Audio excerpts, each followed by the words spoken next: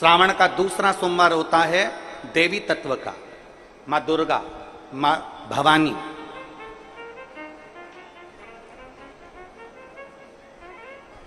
आप लोगों ने शिव पंचायत शिव महापुराण की कथा पहले बाची आप लोगों ने सुनी होगी। उसमें शिव पंचायत का वर्णन करा था। 5 देव,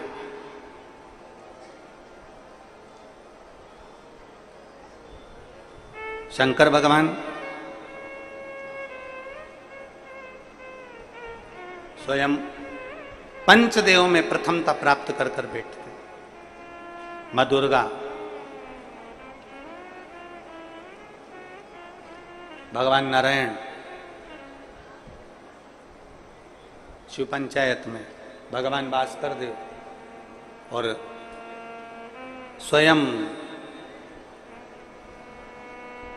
भगवान शिव के सुंदर आनंद धारण करने वाले श्री गणेश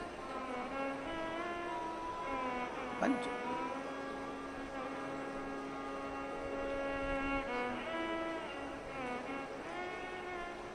अब प्रथम में शिव, दुर्गा, नारायण, भास्कर देव, गणेश जी, ये सब भगवान शिव की पंचायत के अंतर्गत विराजमान होते हैं और ये 5 सोमवार का फल हमें प्रदान करते हैं। 5 सोमवार,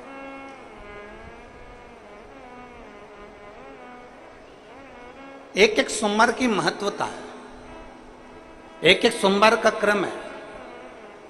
कई माताएं उस क्रम को धारण भी करती हैं, ऐसा नहीं कि कई माताएं नहीं करती हैं, सबका अपना अपना नियम होता है। कोई शिव मंदिर में जाता है तो एक अक्षत, एक चावल का दाना शिव जी को समर्पित करता है, कोई मंदिर जाता है तो एक पुष्प शिव जी को समर्पित करता है, कोई मंदिर जाता है तो एक बेलपत्र शिव जी को समर्पित करता है, कोई मंदिर जाता है तो जल समर्पित करता है। सबका अपना अपना भाव है, जैसे तुम शिव को मना सकते हो। जैसे यहां भगवान शंकर को नहीं जा सकते।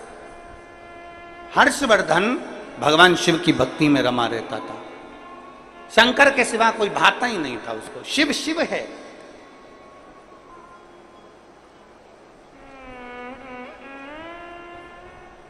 एक मां अहिल्याबाई होलकर और दूसरे हर्षवर्धन, तीसरे वीर शिवाजी, छत्रपति शिवाजी। छत्रपति शिवाजी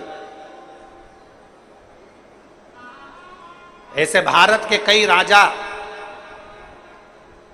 भारत की कई रानी, भारत की भूमि के कई महाराजा, जिन्होंने इस पृथ्वी पर अपना अखंड राज्य करा और संसार को दिया है, वो शंकर को अपना लक्ष्य बनाकर चलते थे। जैसे मां अहिल्याबाई होलकर, मां अहिल्याबाई होलकर जब भी अपना पत्र लिखती थी, उस पत्र में कभी नहीं लिखती थी कि अहिल्याबाई का आदेश। कभी नहीं लिखा कि मां अहिल्या का या राजमाता अहिल्या का आदेश। जब भी पत्र मां अहिल्याबाई लिखती थी तो उसमें लिखती थी शिव का आदेश, महादेव का आदेश। अपने पत्र में कभी नहीं लिखा उसने माता, कभी नहीं लिखा उन्होंने कि मेरा आदेश। उन्होंने कभी नहीं लिखा मां अहिल्याबाई ने कि मेरा आदेश है। उन्होंने तो लिखा महादेव का आदेश है, उन्होंने लिखा कि शिव का आदेश है, उन्होंने लिखा शंकर का आदेश है। मेरा आदेश नहीं, ये मेरा आदेश नहीं है, ये शिव का आदेश है। और मतलब शिव का आदेश है तो पूरा कौन करेगा? शिव ही करेगा। आप लोग इतने सारी मात्रा में कथा सुनने आए हो, लाखों की संख्या में आए हो, जहां तहां जगह मिली होगी, नहीं मिली होगी, गीले में सूखे में कहीं कहीं बैठे हो, अपना व्यवस्था खुद कर कर कथा सुनने के लिए आप लोग आए हो। तो तुम ये ना सोचिएगा कि आपको कथा सुनने के लिए किसी ने बुलाया है, आपके घर में कोई पीला चावल देने गया, आपके घर कोई निमंत्रण देने गया, आपके घर में कोई अनाउंसमेंट करने गया। आपने तो केवल टीवी के माध्यम से सुन लिया, आपने तो केवल विश्वास के माध्यम से, किसी के माध्यम से सुन लिया, मोबाइल के माध्यम से सुन लिया कि कथा हो रही है, और आपके दिल में एक भरोसा जागृत हो गया। मतलब आपके हृदय में शंकर आकर बैठ गया, और कथा आप सुनने नहीं आए हो, कथा आपके अंदर बैठा हुआ शंकर कथा सुनने के लिए आया। ये आदेश उसका है, अपना नहीं।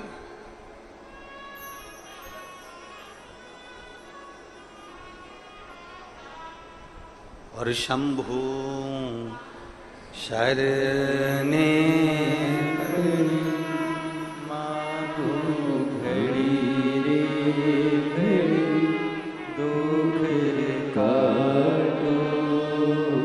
दया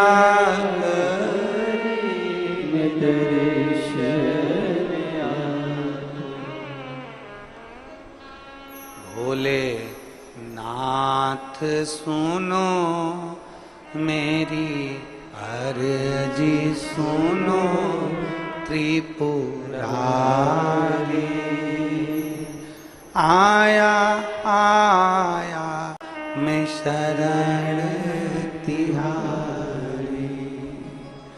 भोले नाथ सुनो मेरी अर्जी सुनो त्रिपुरारी। आया आया मैं शरण तिहारी। आया आया मैं शरण तिहारी। रोग कष्टों ने मुझको है घेरा, हे सहारा भोलेनाथ है तेरा। रोग कष्टों ने मुझको है घेरा, हे सहारा भोलेनाथ तेरा। मैं पुकारूं तुझे तू बचा ले मुझे त्रिपुरारी। आया आया शरण हूँ तिहारी। भोलेनाथ सुनो मेरी अर्जी सुनो त्रिपुरारी। आया आया शरण हूँ तिहारी। आया आया शरण हूँ तिहारी। हर्षवर्धन लगा शिव की भक्ति। एक विश्वास एक के प्रति कर लो, वो आपको निहाल कर दे। एक पत्र देखिए,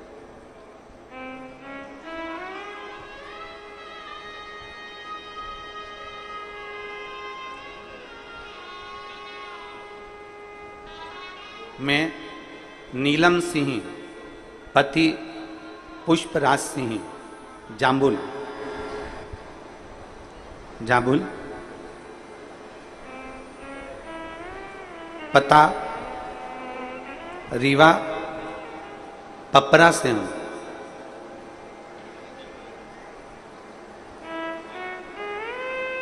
कहीं बैठे हैं क्या? आप ही हैं? श्री शिवाय नमस्ते। आइए बेलपत्र ले जाओ। जाओ। नीलम सिंह पति पुष्पराज सिंह जामुन, स्थाई पता रीवा पंपरा से हूं। मेरे पुत्र अर्नव की तबीयत 19 दिसंबर 2022 को अचानक खराब हो गई। डॉक्टरों की जांच कराने पर पता पड़ा कि उसको ब्लड कैंसर की बीमारी बताई। जब ब्लड कैंसर की बीमारी उसके साथ में बताई, साथ में एक बीमारी और बता दी जिसका नाम था CSF, एक LL ब्लड कैंसर और दूसरा CSF।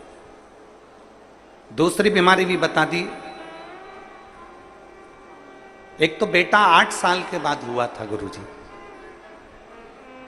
बच्चा एक तो 8 साल के बाद हुआ, और 8 साल के बाद बच्चा होने के बाद उसके साथ में इतनी सारी बीमारी हो गई कि दिल दुख गया, पूरा परिवार दुखी हो गया, सब रोने लगे गुरुदेव।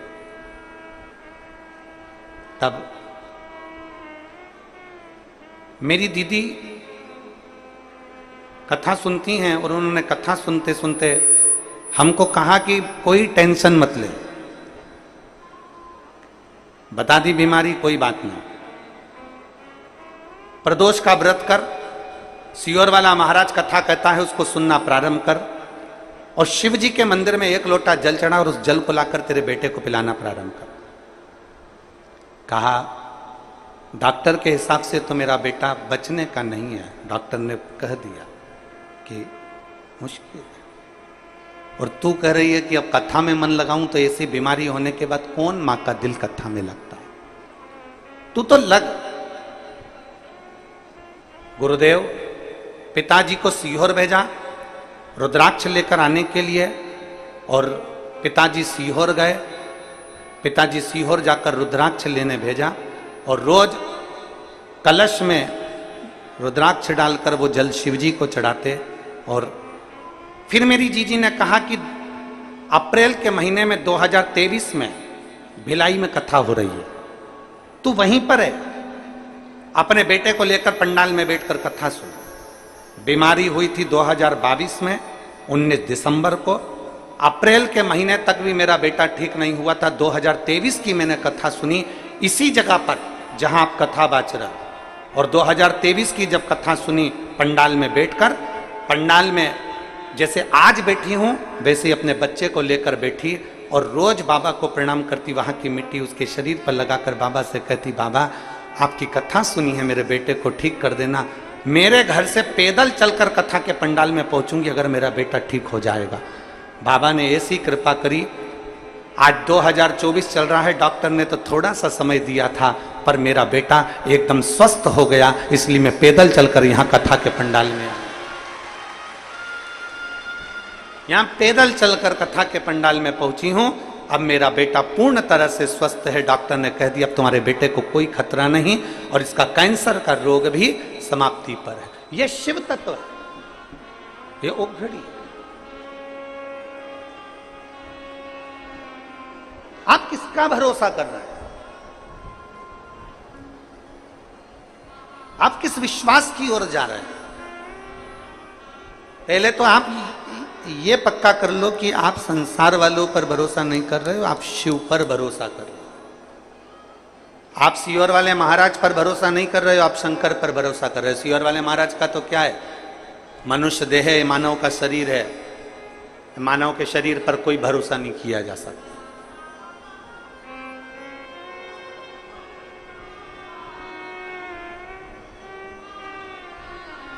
मानव शरीर पर क्या भरोसा करो, मनुष्य शरीर पर क्या भरोसा करना। किसी इंसान पर भरोसा मत करो। फिर निवेदन है कि इंसान पर भरोसा करोगे तो टूट जाएगा, ईश्वर पर भरोसा करोगे तो कभी जिंदगी में नहीं टूटेगा। उस ईश्वर पर भरोसा, उस भगवान पर भरोसा करो। हम इंसान पर क्यों भरोसा करते हैं? क्यों, किस लिए?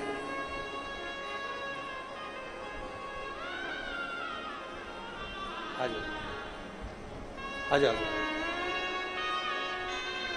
आप ईश्वर पर भरोसा करिए, इंसान पर भरोसा करने की जरूरत है।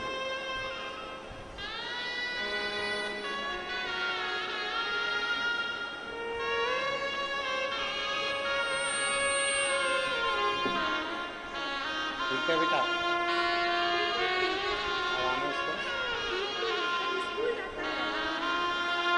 बोल रही हैं अब बिल्कुल ठीक हो गया, स्कूल जाने लगा। शिव की कृपा है इसी।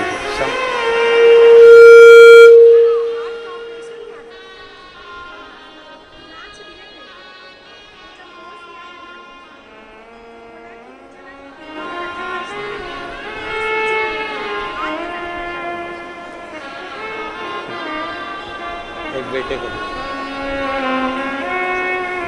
शिव तत्व है, शंभु ओघड़ी, उसका भरोसा, उसकी दृढ़ता। इंसान पर करा गया विश्वास, इंसान पर करा गया भरोसा टूट जाता, पर ईश्वर पर करा हुआ भरोसा कभी नहीं टूटता,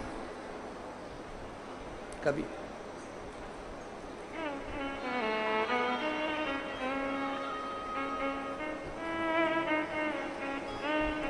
एक देवादिदेव महादेव का चरित्र कहता है कि अहिल्याबाई होलकर जब युद्ध लड़ने के लिए चारों तरफ से सेनाएं तैयार होकर घेर लेती थीं, तब अहिल्याबाई होलकर अपने हाथ में, आपने अहिल्याबाई माता का फोटो देखा होगा, मूर्ति देखी, उनके हाथ में शिवलिंग रखा रहता था। वो युद्ध के मैदान में भी अपना शिवलिंग लेकर जाती थी।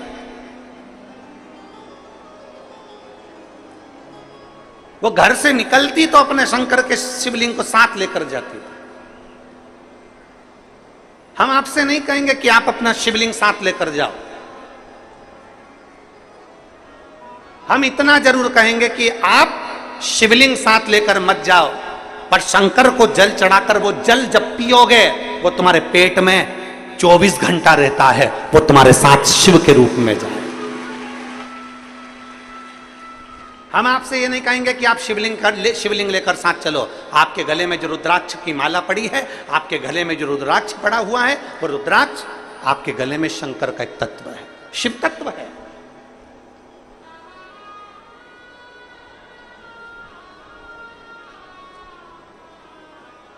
आप शिवलिंग साथ लेकर मत जाओ, पर शंकर के चढ़े हुए जल को यदि अपने ऊपर छींट भी लेते हो तो उसका भी फल है हमारे, उसका भी।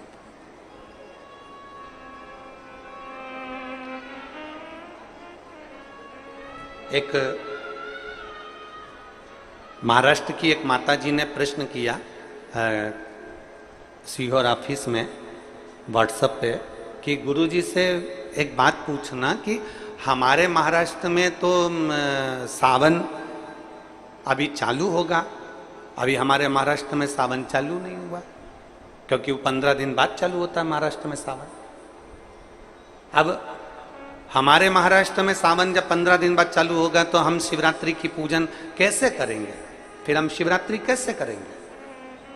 तो हमारा निवेदन है संपूर्ण मराठियों से, संपूर्ण महाराष्ट्र में निवास करने वालों से, और जिन जिन के यहाँ भी सावन अभी चालू नहीं हुआ उनसे भी निवेदन है, अगर 2 अगस्त को पूजन कर भी लोगे ना तो कुछ घटेगा क्या? अरे बोलो तो जम के, नहीं घटेगा ना, वो तो शिव की आराधना है, शंकर की पूजन है। आप तो ये मानकर चलो ना कि हम शिव को भज रहे हैं, और शंकर को भजने के लिए कोई मुहूर्त, कोई समय, कोई दिन, कोई पल, कोई घड़ी नहीं। शंकर को पाने के लिए तो बस तुम दिल से जिस दिन पुकारोगे शंकर तुम्हारे सामने हो। शिव को दिल से पुकार लो, वो तुम्हारे सम्मुख में होगा।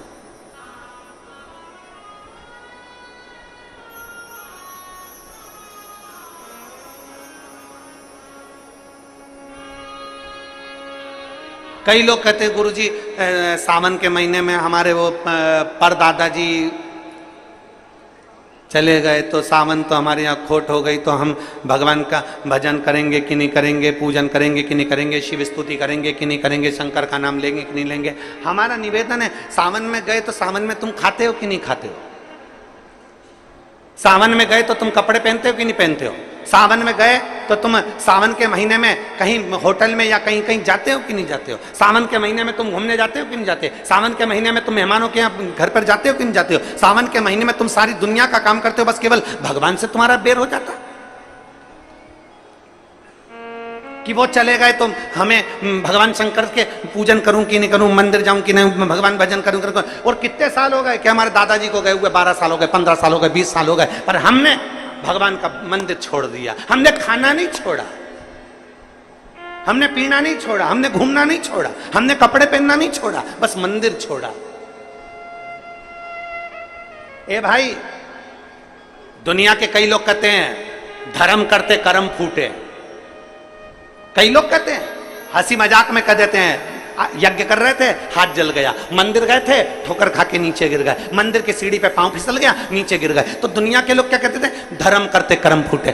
केदारनाथ जी दर्शन करने गए थे, कहीं कुछ हो गया, मालूम पड़े कहीं गए थे कुछ हो गया, तो क्या लोग लिखते हैं? धर्म करते कर्म फूटे। अरे भाई, धर्म करते कर्म नहीं फूटता कभी भी। याद रखना, जब एक व्यक्ति मटका लेने के लिए जाता है, मटके को जब लेने के लिए जाता है तो उस मटके को बजा बजा कर देखता है। बजा बजा कर देखता है। क्यों देखता है? क्योंकि अगर ये मटका फूटा होगा तो अभी के अभी फूट जाएगा, इसलिए इसको बजा कर देखा जाता है। और अच्छा होगा तो मैं इसको लेकर चले जाऊंगा। जब धर्म करते हो, पुण्य करते हो, सत्कर्म करते हो, भजन करते हो, शिव मंदिर जाते हो, अनुष्ठान करते हो, भगवान का नाम लेते हो, और तुम्हारे ऊपर अगर थोड़ा बहुत दुख आ जाता है तो समझ लेना मेरा बाबा तुम्हें बजा कर देख रहा है, कहीं ये फूटा तो नहीं है। धर्म करते कर्म नहीं फूटता कभी भी। भगवान तुम्हारे पूर्व के बेकार कर्म को फोड़ता है धर्म करते। थोड़ी समस्या आ गई, थोड़ी प्रॉब्लम आ गई, थोड़ी परेशानी आ गई, थोड़ा कष्ट आ गया, किसी ने कुछ कह दिया, किसी ने कुछ बोल दिया, समझ लेना कि धर्म करते कर्म नहीं फूट रहा है। धर्म करते हैं तो हमारे पूर्व का कर्म जो हमारे ऊपर हावी रहता है, भगवान उसको तोड़ता है, उसको काटता है, इसलिए थोड़ा कष्ट आ जाता है। एक पत्र है।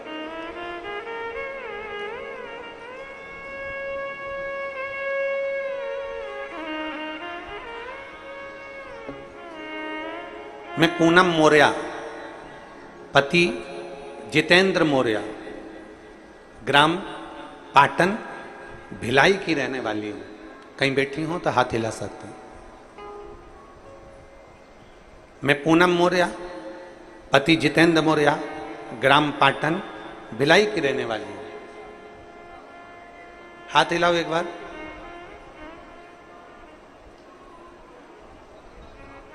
आई हैं क्या? आई हैं? हाथ हिलाओ। आ जाओ। बच्चे को लेकर आई हो?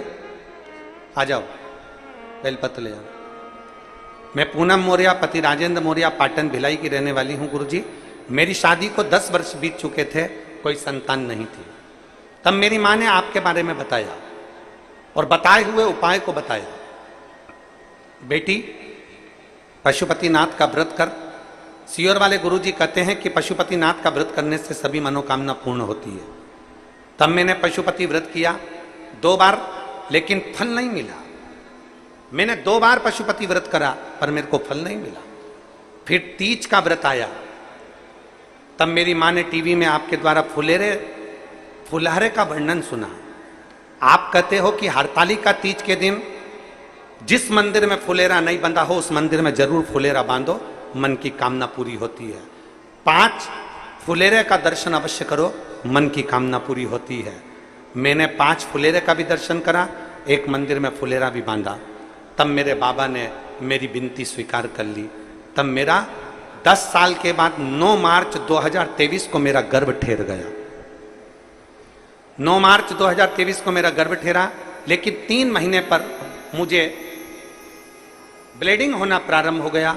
फिर हमने डॉक्टर को दिखाया तो डॉक्टर ने कहा कि बच्चेदानी में एक बड़ी गठान हो गई है। वो बड़ी गठान होने के कारण बस तुम्हारी ये तकलीफ हो रही है, बच्चे को ना रखिए।